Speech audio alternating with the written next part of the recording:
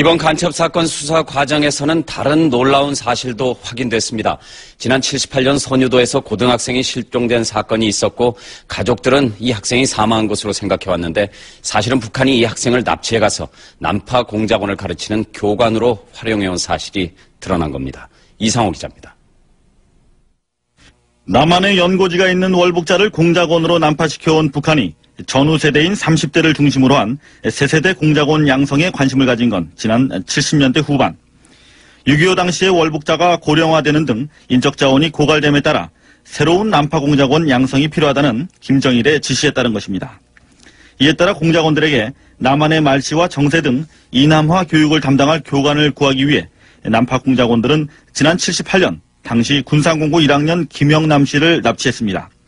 실종된 김 씨는 그동안 군산 선유도 해수욕장에서 친구와 싸운 뒤 사망한 것으로 알려져 왔습니다. 그 당시 경찰서에서, 군산 경찰서에서 많이 파견 나가가지고 수사도 했고, 한 10년 정도는 그냥 죽은 걸로 처리가 됐었어요.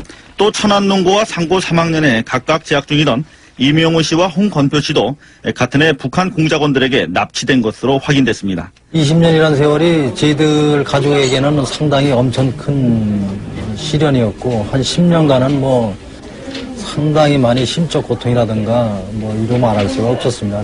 이들이 북한에서 마교관과 홍교관으로 불리며 교관 활동을 하고 있다는 사실은 이번에 검거된 부부간첩과 95년 부여 침투간첩 김동식의 진술에서 밝혀졌습니다. 이들로부터 이남화 교육을 받고 난파된 세세대 공작원들은 그동안 남한 내에서 주로 정보 수집과 이한영 씨 살해 등의 임무를 수행해왔다고 안기부는 밝혔습니다. 78년 신상옥 최은희 씨 부부와 수도여고 교사 고상문 씨, 그리고 지난 95년에 안승훈 목사 납치 사건을 비롯해 이번에 확인된 고교생 납치까지 합쳐 북한의 납치 사건은 모두 32건에 이릅니다.